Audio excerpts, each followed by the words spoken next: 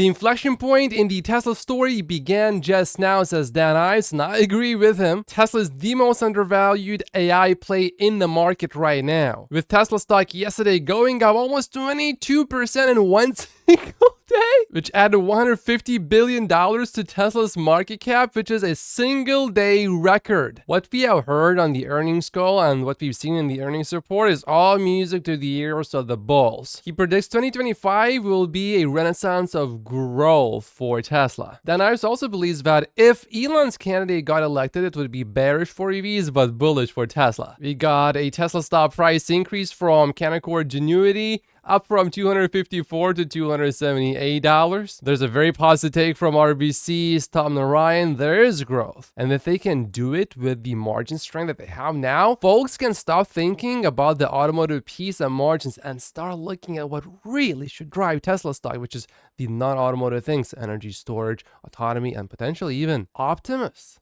Knowing that the Tesla bot doesn't need to be teleoperated anymore, that made me a lot more bullish on the Tesla bot. In the long term, I believe there is huge potential, but now my timeline has actually become a bit more bullish. There's a clear consensus on Wall Street that Tesla is now back to being a growth story. Elon Musk plans to spend about $10 billion on AI and robotics, focusing more on self-driving tech than cheaper cars, which has been clear, but only Wall Street is figuring out this at this moment. It's definitely a blowout quarter. KGI Securities upgraded Tesla's stock to outperform with a $276 price target. Deutsche Bank reiterates a buy rating. Gordon Johnson really said that number stake. However little credibility he had left, all of it just evaporated. And look, I'm not hyperbolizing here.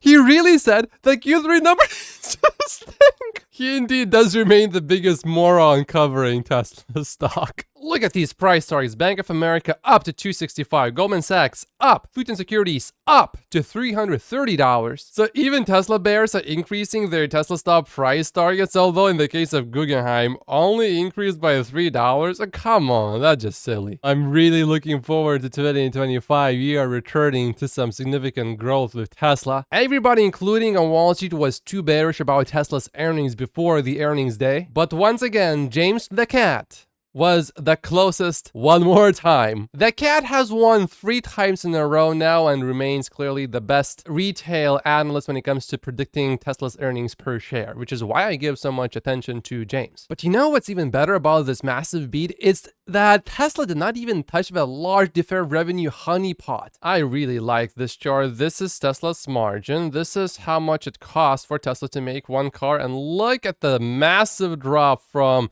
the previous quarter to this quarter in costs. So even though the red bar dropped, the average selling price of Tesla vehicles, the costs dropped more and faster, and therefore the profit margin went up. This is a huge surprise to everyone. In the long term, it is definitely the wrong idea to bet against Elon Musk. And yet some people still do it in the short term and be successful at it until one day they get wiped out. For example, Squawk Square had to cover his short and take about an $18,000 loss. This is right after the earnings report came out. And then he just said, now we wait for Elon to tank the pop before the earnings call. And then we all know the stock skyrocketed. Did you know also that in Shanghai, Tesla's cost of goods sold per vehicle improved sequentially to its lowest level ever, which was unexpected. For Q4, Tesla is guiding for over 515,000 deliveries, and they are guiding for another 9 gigawatt deployment in energy. Both of these are huge. And what's even more impressive is that a lot of that profit did not come from regulatory credits. Actually, Tesla's regulatory credit revenue was down 17% quarter over quarter. So there's a lot of substance behind this beat from Tesla. But despite this fact, CNBC wrote a headline saying Tesla shares jump on profit beat as company benefits from environmental credits. Why would you be so dishonest so openly? Anyone that knows anything about Tesla clearly sees that you're just lying and trying to position this in a negative way. Then the truth is regulatory credit revenue was down. So the real headline should be Tesla shares jump due to a profit beat and many other factors, which happened despite Tesla making less money from regulatory credits. Laura from CNBC. But because Tesla did so well with regulatory credits earlier in the year, so far this year already, Tesla made more money from regulatory credits than in all of 2023, but less this quarter than the previous quarter. And here's the history of Tesla's third quarter revenues. You can see that it is up this year compared to the previous year. Tesla has truly just turned the corner. Tesla's profit trajectory has finally reversed. So with growth coming back, it will be interesting to hear what people say about brand damage. One more thing that I really like from the earnings report, which many people missed. If you look at the Megafactory in Shanghai, the wording went from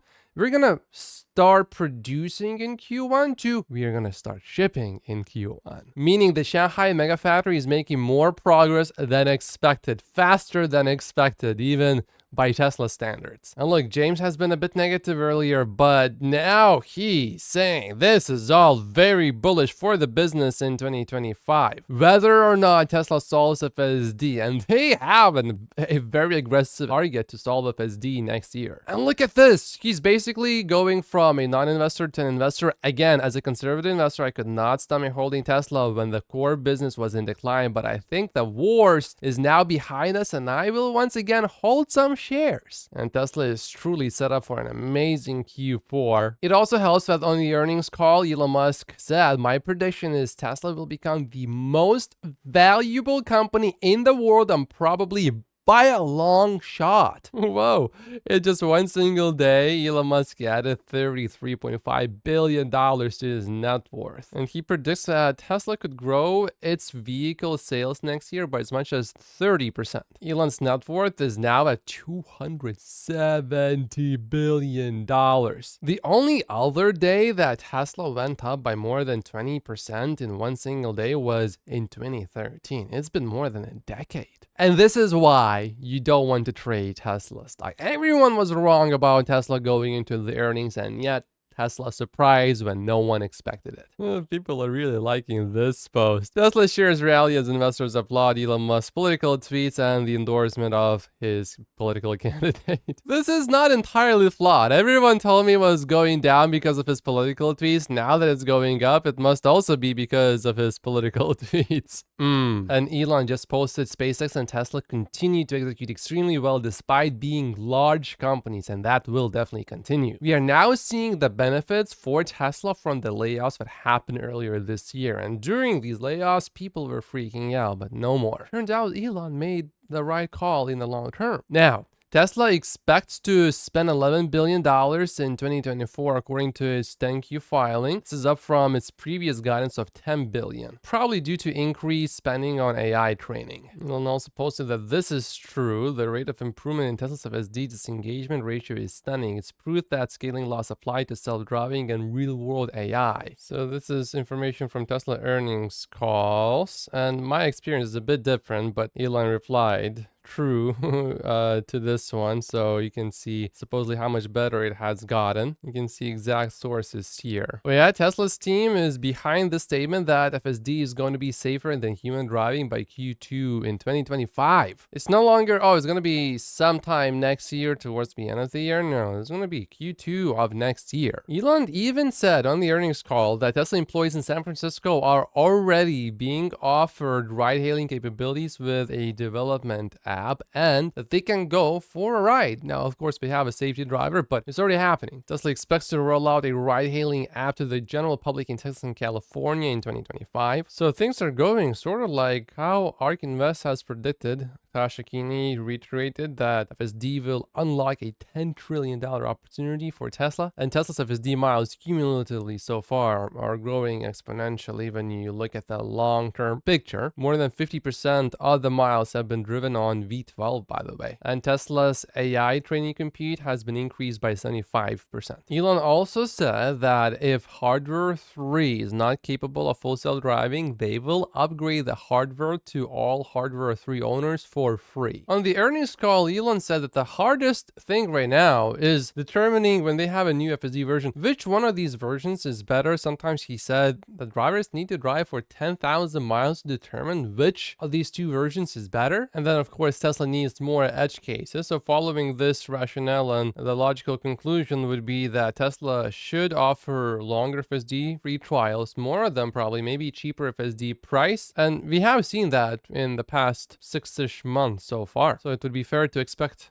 that to continue. And then once it's safer than human driving, the price will go up substantially. In the meantime, Waymo has just announced that as of the end of July 2024, their entire robotaxi fleet has driven 25 million rider-only miles without a human driver. FSD currently drives about 36 million miles per week, of course, with human assistance. And to Roadster reservation holders, Elon said, "I'd like to thank our suffering deposit holders. The Roadster is not just a cherry on the cake, but also the icing on the cake. We're close to finalizing the design." I don't really care about the Roadster, but I do care about the Semi. We have ridiculous demand for the Tesla Semi. Any company that doesn't adopt an electric Semi will lose on total running costs. And the biggest loser with the Semi really is Bill Gates. About Optimus, Elon Musk also said, "We showed a massive improvement in movement at the October 10th event. The next-gen hand forearm are extremely human-like and better tactile sensing. I feel confident saying we have the most advanced human robot by a long shot, and moreover, the only company that has all the ingredients to scale. Other companies are missing the AI brain and the ability to scale volumes to very high numbers. Optimus will ultimately be the most valuable product ever made." But even small things are going super well for Tesla at the moment. Look at the energy, services, and other gross profit at record levels. It's a clear consensus at this point that this was the best and the most bullish Tesla earnings day ever. I mean, despite the macroeconomic conditions, looking at, for example, Stellantis experiencing 20-30% lower deliveries in the previous quarter compared to last year. Despite all of that, Tesla is actually guiding for significant growth in Q4. Also, Elon emphasized how the way the robotaxi is going to be built, it's not just that it's going to be an autonomous vehicle. The manufacturing process is also itself very revolutionary. So as Tesla implements this new revolutionary manufacturing method, not just for the Cybertruck, but for all vehicles eventually, these costs are going to come down even more. Tesla is better at this than any other automaker out there in the world. It's extremely difficult to compete on price because there can really only be one winner. And if you're in the second place, there's no strategic advantage to being in the second place. You want to be number one, and Tesla is able to be number one when it comes to cost management for the kind of value that they provide, which is only one reason why I'm so bullish on Tesla stock in the long term. In the short term, of course, we can experience some massive fluctuations, but in the long term, clearly Tesla is going to be number one when it comes to cost management, which means eventually Tesla will definitely have the best price for the value that they offer. And with $33.6 billion in cash now, wow, Tesla has so much leeway to do anything it wants. Tesla can screw up big time and still be okay, or Tesla could announce a buyback, sending the stock further up. But this, I agree with Sawyer. Holy moly, look at the Tesla cost reduction in Q3. It was massive. Troy really has the best chart showing us this reduction. No one can beat Tesla at this game. No one. Not in the long term. Maybe in the short term, but definitely not in the long term. In Q3, Tesla saw its biggest jump in automotive gross margin because of this. But it's one thing to lower costs and be behind schedule. No. Tesla cut costs and is ahead of schedule when it comes to deploying and training the 29,000 H100 cluster at Gigafactory. Texas Tesla is ahead of schedule with its Megafactory in Shanghai. Tesla is still on track with its more affordable models, and Tesla is surprising me and many others with what we are hearing about the refresh Model Y as well. It's truly incredible what Tesla is doing and how well it's executing. No wonder Elon said that Tesla and SpaceX are executing very well despite being very large companies. And Elon also just said Tesla basically is winning on everything we do, including dropping jaws of Tesla YouTubers. My jaw literally dropped. I was expecting Tesla stock to go up yesterday about 10% or maybe a little bit more, and then I see that it went up about 22%. I was flabbergasted. Like literally everything that Tesla is doing, it's going better than expected currently at this moment, including the Cybertruck. The margins are turning positive faster than expected. And the Cybertruck lead engineer Wes is congratulating the team on making the Cybertruck profitable less than 1 year after the launch of the Cybertruck. This is an impressive milestone. He wants to point out strong collaboration between the manufacturing and design and in the development phase, tweaking things to be easier to manufacture and ultimately make this RAM possible. And here's one more thing that many, I believe, do not truly understand down to its core. Elon Musk said on the earnings call that he does not know of a single other company that makes EVs, that makes profit from making these EVs, except Tesla. And not only is Tesla making a profit, it's making a good profit, and the profit just got bigger because they cut the cost down. What's even more impressive about this cost cutting is, if you remember, on one of the fairly recent earnings calls, Elon said that the current generation of vehicles that Tesla has, we have already reached the point of diminishing returns, and it's Game of Thrones, but like Game of Pennies. There's not that much more that you can do, and turns out there's a lot more that could have still been done because the cost dropped so much. Tesla is very good at doing this, doing something that seems to be impossible, and then Tesla just figures out ways how to do it even better. This is just one of the reasons why I sleep so well at night, even though my whole stock portfolio is in Tesla stock. And looking at Cybertruck, Tesla Cybertruck is the only profitable EV pickup truck being made today, despite production starting less than a year ago. The Hummer EV, it started production 3 years ago, still not profitable. Rivian R1T in production for 3 years, still not profitable. Ford F-150 Lightning in production for 2.5 years. Big company, still not profitable. Silverado EV in production for 1 year, still not profitable. And you know what's really impressive about the margin that Tesla reached with Megapacks? Even though the actual volume decreased in this quarter, the margins actually increased. What? Wait. You decreased the volume, but the margins increased. And it's not like they increased the price. No, they did not. And Tesla also successfully demonstrated that they can make 200 megapacks in a week in that one facility, which would demonstrate the full 40 gigawatt hour annual capacity run rate, and more Powerwalls were sold than ever before. And check this out. Like I said, Tesla Shanghai Megafactory remains on track to begin shipping, not producing. They no longer say producing. Shipping units in Q1 of 2025. This is the official render of how the factory is going to look. And we got an official update as well. 80% of the factory has been finished. Wow. Oh, look at what we are seeing here. This is the refreshed Tesla Model Y, spotted, guess where? In Shanghai. For the first time. We have never seen it in Shanghai. We have seen it in Spain before. We have seen it in the US, but not in China. This definitely confirms that the rumors are true. Tesla is currently already producing the refresh Model Ys in low volume. Very low volume, but it's already happening 100%.